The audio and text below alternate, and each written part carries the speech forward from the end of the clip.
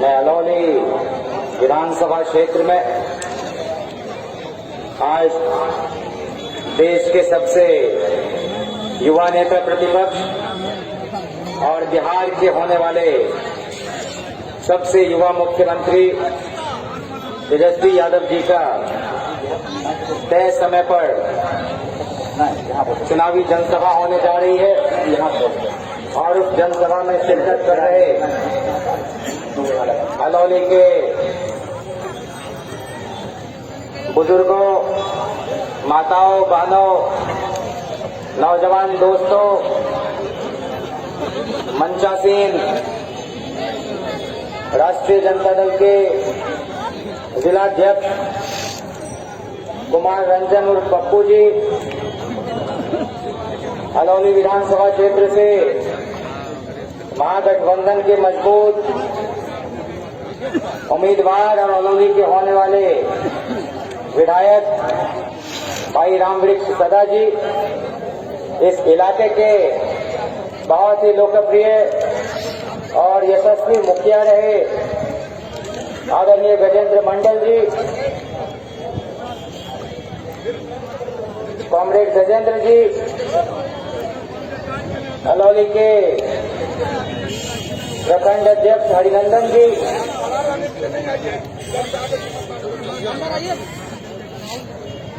हम लोग के अभिभावक माननीय डॉक्टर अवधेश बाबू से आग्रह है कि मंच पर पधारने की कृपा करेंगे।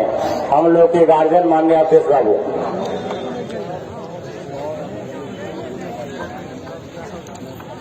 अवधेश बाबू जिन्होंने इस इलाके में लंबी राजनीतिक दृष्टि के साथ एक बड़ा युग देखा है, उनसे गुजारिश की वो मंच पर आए। मंचस्थ महागठबंधन में शामिल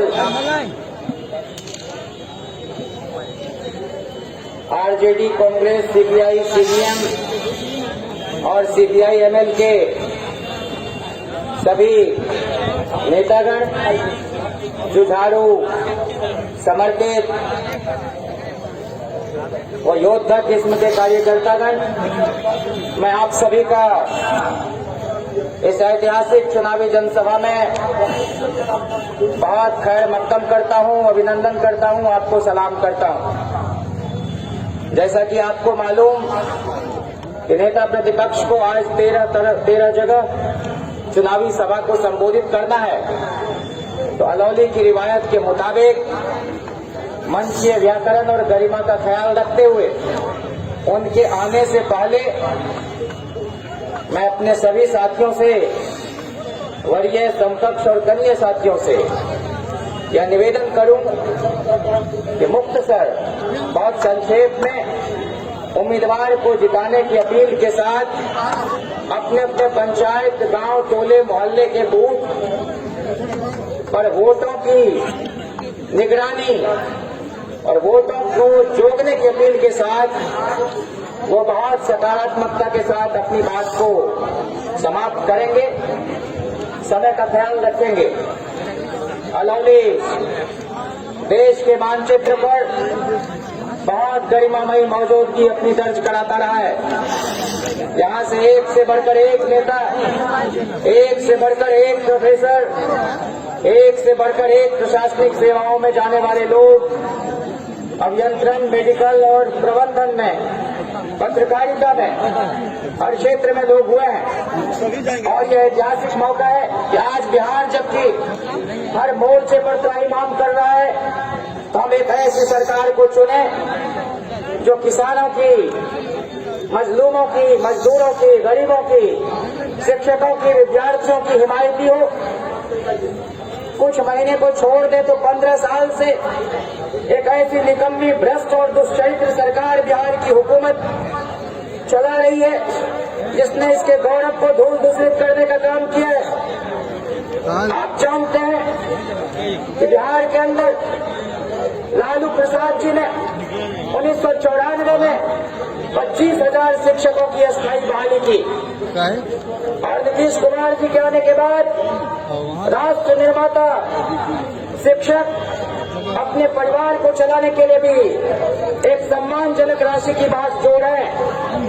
तेजस्वी यादव जी ने ऐलान किया है कि वो न सिर्फ 10 लाख बेरोजगारों को नौकरी देंगे, बल्कि जितने भी कॉन्ट्रैक्ट पर काम कर रहे शिक्षक हैं उनको स्थायी करने का भी काम करेंगे।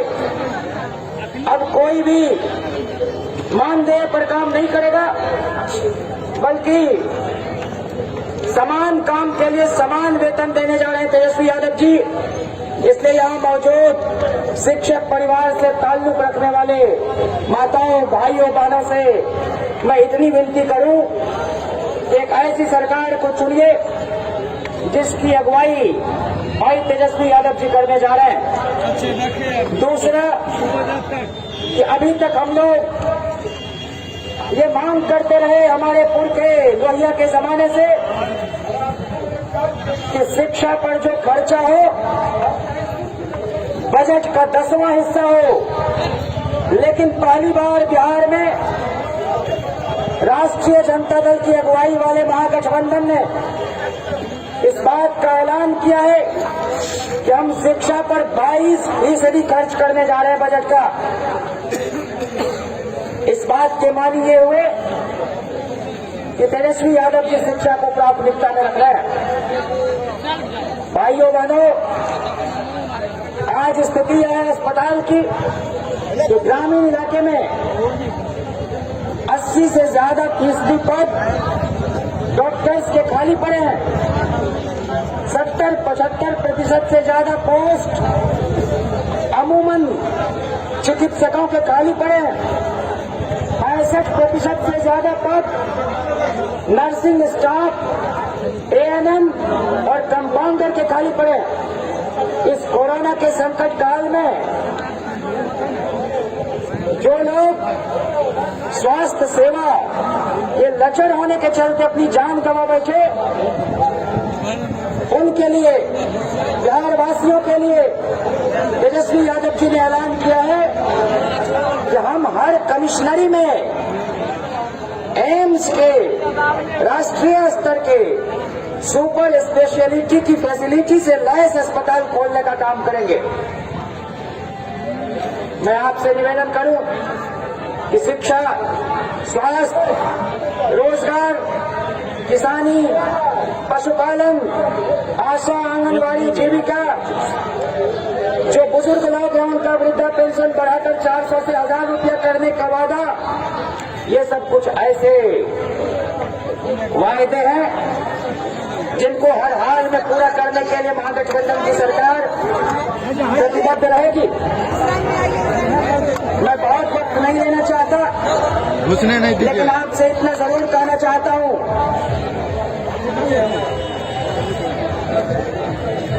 कि आज आलू 45 रुपये के पार है, प्याज 85 के पार जा चुका है, दाल 95 और 100 का आंकड़ा क्रॉस कर चुका। लेकिन आपको मालूम कि एशिया में सबसे ज्यादा मक्के की खेती होती है और मकई 10 रुपये प्रति किलो बिकता है। गेहूं 15 रुपये किलो तक जाते जाते दम तोड़ देता है और न्यूनतम समर्थन मूल्य जो किसानों को मिलना चाहिए 1850 रुपये प्रति क्विंटल कहीं पर नहीं बिकता। तो इसलिए इस पूंजीपति प्रेमी सरकार को, किसान विरोधी सरकार को उखाड़ कर बंगाल की खाड़ी में फेंक देना है, यह संदेश अलौली से जाना चाहिए। आप सभी लोग आज जुझारू, आज लड़ाका प्रकृति के उम्मीदवार भाई राम वृक्ष सदा जी को लालटेन छाप पर बटन दबाकर जो 3 तारीख को मतदान होना है, विजयी बनाकर इनको बिहार विधानसभा के अंदर भेजे तो अलौली की आवाज गूंजेगी। अलौली के दूर दराज के पिछड़े इलाके जो बाढ़ में डूब चुके होते हैं हर दूसरे तीसरे साल, उसका चतुर्दिक विकास होगा, तीव्रतम गति से सर्वांगीण विकास होगा और इस इलाके की कठिनाई को, इस इलाके के सवालात को लेकर ये सदन के अंदर सिंह गर्जन करेंगे। साथियों, ये इलाका बड़े बड़े समाजवादी नेताओं का रहा है। कभी अलौली हाई स्कूल के प्रांगण में देश के महान सोशलिस्ट नेता मधुलिमी की भी सभा हुई थी और ये वीरों की धरती से खाली नहीं अलौली। विकल्पहीनता से कभी इसको दो चार नहीं होना पड़ा। जो लोग कहते हैं कि अलौली विकल्प के अभाव से गुजर रहा, वो लोग दरअसल गलत बयानी कर रहे हैं। 2000 ईस्वी में ही भाई रामवृक्ष सदा जी बिहार विधानसभा पहुंचते पहुंचते रह गए। आज से अंत में मैं अपनी जानिब से इतनी ही विनती करना चाहता हूं कि इस बार किसी तरह की गफलत, किसी तरह के दुष्प्रचार, किसी तरह के भ्रम में आप नहीं आवे, किसी छलावे में नहीं आवे। और मैं एक एक नौजवान साथी से यह अपील करना चाहता हूं कि आप कम से कम 500 लोगों के साथ संवाद कायम करें तो रामवृक्ष सदा को जीतने से दुनिया की कोई ताकत रोक नहीं सकती। एक नौजवान साथी 500 लोगों से जनसंपर्क करें। और आवश्यकता पड़ी, मुझे बिहार के कई इलाके में जाने के लिए पार्टी का निर्देश होता है, लेकिन अलौली में मैं कैंप करूंगा। यहाँ के एक एक पंचायत के चौक चौराहे पर नुक्कड़ सभा करूंगा। आपके स्नेह की जरूरत है रामवृक्ष भाई को, आपके समर्थन की जरूरत है, बड़े बुजुर्गों के आशीर्वाद की जरूरत है। और माफ कीजिएगा, राष्ट्रीय जनता दल गरीबों के लिए और गरीबों के रहनुमा लालू प्रसाद द्वारा स्थापित पार्टी है। यह किसी अडानी और अंबानी के नामो कर्म पर नहीं चलती। इसको बड़े बड़े उद्योगपतियों का चंदा नहीं मिलता। इसलिए आपको अपने हमारे बचने से निकालकर आर्थिक रूप से भी मदद करनी होगी। भाई रामवृक्ष जी की चंदा चुटकी से जीत कर भी ईमान के पैसे से चुनाव कैसे लड़ा जाता है, वो इस बार चुनाव लड़कर और जीत कर हम सबको दिखाना है। मैं भाई रंजन जी को बतौर खास साधुवाद देना चाहता हूं कि आपने उम्मीदवारी घोषित होने के साथ जिस तरह से सामूहिकता के सौंदर्य को अलौली की धरती पर दिखाया और सब लोगों ने थोड़ा थोड़ा अंशदान दिया है, यह सिलसिला आगे भी जारी रहे।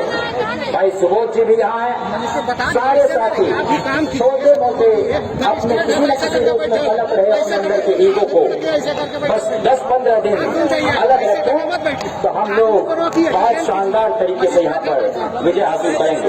और एक बात, इस बार अगर हम लोग मौका चूक गए तो दोबारा ये ऐतिहासिक मोड़ पर बिहार पहुंचने वाला नहीं है। इस बार उम्मीदवार को तो आप देख ही रहे हैं, भाई तेजस्वी जी को भी देखिए, जिनको हर तरह से परेशान किया जा रहा है। पूरा का पूरा भारत सरकार पूरी की पूरी उतर गई है उनके खिलाफ। और एक 30-31 साल का नौजवान बिहार के अलग अलग कोने में जब जाता है तो जनसैलाब उमड़ पड़ता है। आज तक आप बताइए, तेजस्वी यादव जी के मुंह से एक भी बयान 8 साल के पब्लिक लाइफ में जिससे कि गरिमा की कीमत चुकी हो, जिससे पार्टी को शर्मसार होना पड़ा हो, जिस पर कभी किसी तरह का खंडन पेश करना पड़ा हो राष्ट्रीय अध्यक्ष को। इसलिए ऐसे दूरदर्शी, ऐसे विवेक संपन्न, ऐसे प्रतिभा से हटे पड़े भारतीय राजनीति के उदीयमान नक्षत्र भाई तेजस्वी यादव जी को बिहार के मुख्यमंत्री के रूप में 18 साल के नौजवान से लेकर 80 साल के बुजुर्ग तक देखना चाहते हैं। और यह आकांक्षा हम सबकी तभी पूरी होगी जब अलौली से आप रामवृक्ष सदा जी को जिताकर बिहार विधानसभा के अंदर भेजेंगे। 10 तारीख को जब रिजल्ट निकले, जनता के सामने आए, तो तेजस्वी यादव जी के सामने ये पसोपेश नहीं हो कि कहां से विधायकों का समर्थन जुटाना है। अगर स्पष्ट बहुमत की सरकार बनानी है और जो आपने उनके कार्यकाल में काम कर देखा है, पूरे भारत के अंदर किसी भी सूबे के किसी एक पीडब्ल्यूडी मिनिस्टर, सड़क निर्माण मंत्री का नाम बता दें जिन्होंने 20 महीने के छोटे से वक्त में 5000 किलोमीटर सड़कों का निर्माण किया हो। तेजस्वी यादव को छोड़कर दूसरा कोई उदाहरण हिंदुस्तान में नहीं मिलता। इसलिए मैं तो बार बार कहता हूं और अपने नेता और अपनी पार्टी के शीर्ष नेतृत्व से भी जब कभी चर्चा होती है तो हमारी एक बहुत ही विनम्र मांग होती है कि अलौली में यहाँ के बच्चे बाहर जाकर पढ़ते हैं और मंडल कमीशन की सिफारिश का एक हिस्सा यह भी था कि जो लोग पिछड़ गए हैं उनके बच्चों को सरकारी नौकरियों की तैयारी के लिए उनकी मुफ्त कोचिंग की व्यवस्था करनी होगी। ये तो उस रपट का एक हिस्सा है और हम सबको बेहद खुशी है कि तेजस्वी यादव जी ने इस बात के लिए वायदा किया है कि बिहार सरकार के अंदर किसी भी विभाग, किसी भी महकमे की नौकरी के लिए जो फॉर्म भरा जाएगा वो बिहार के नौजवानों से निःशुल्क फॉर्म भरवाया जाएगा। फॉर्म का कोई पैसा नहीं लगेगा। ये बिहार में पहली दफे हो रहा है।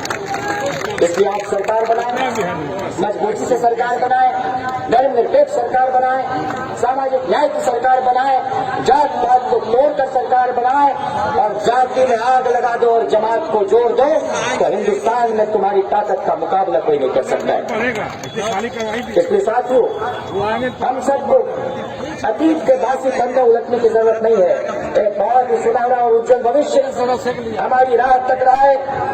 10 तारीख को जब रिजल्ट हमारे सामने आए तो निश्चित रूप से जो हमारे पुरखे, चाहे वो बीपी मंडल हो, बीएन मंडल हो, किराए मुसहर हो, आचार्य कृपलानी हो, लालू प्रसाद जी हो, चौधरी चरण सिंह जी हो, ताऊ देवीलाल जी हो, मधुलीमय हो, एसएन जोशी हो, इस तरह के जो लड़ाता रहे हैं उनके सपनों का बिहार हम सबको बनाना है।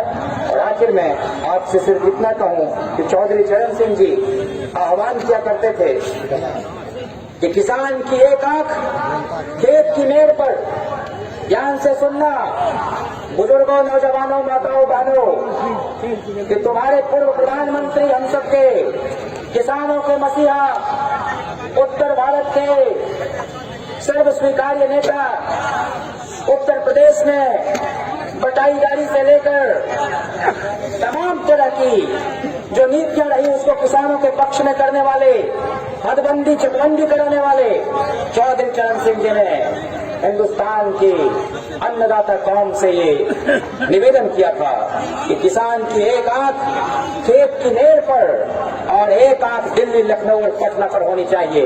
अलौली के निवासियों, आपकी भी नजर अर्जुन की तरह उस पटना पर होनी चाहिए जहां आपके नेता तेजस्वी यादव जी मुख्यमंत्री बनने जा रहे हैं। इसलिए तमाम जिले शिकवे को भुलाकर और मैं भाई रामृत जी से भी यह आग्रह करूं कि अतीत में कभी हम सब मानव हैं, कभी कभी हम सब लोग गुस्से और क्रोध का भी शिकार होते हैं। कई बार हमको जिल्लत भी सहना पड़ता, लेकिन कई बार उदार हृदय दिखाना पड़ता है।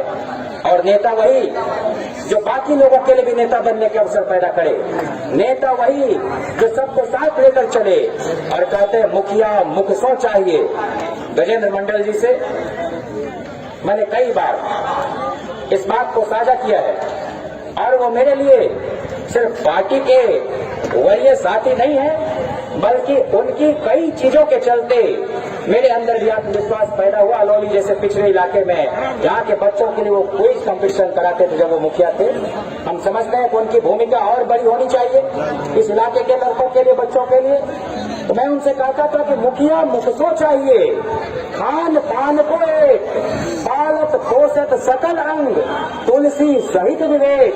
तो रामवृक्ष सदा जी, आप हमसे उम्र में बड़े, आप बड़े भाई की तरह हैं। अतीत में कभी किसी ने कुछ किया भी हो, आपके साथ अगर कुछ हुआ हो तो हमारे साथ हुआ है, लेकिन उन तमाम लोगों से मिलकर, उन तमाम गिले शिकवे को दूरकर हम सबको एकजुटता के साथ अलौली से एक ही संदेश देना है कि बिहार में तेजस्वी यादव जी को मुख्यमंत्री बनाना है तो अलौली से भाई रामवृक्ष जी को हर हाल में जिताना होगा।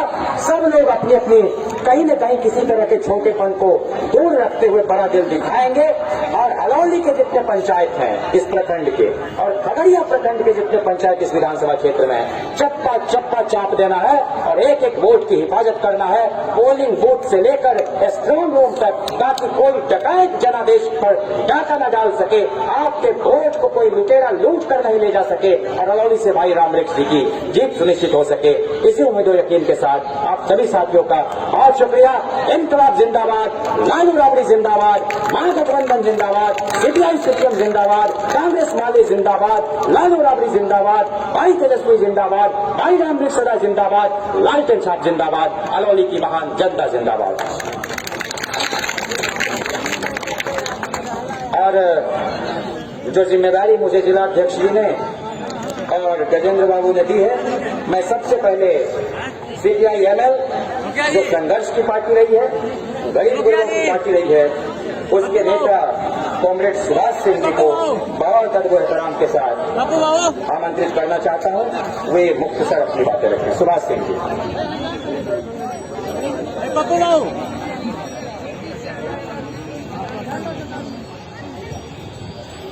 अध्यक्ष जी, मंच पर उपस्थित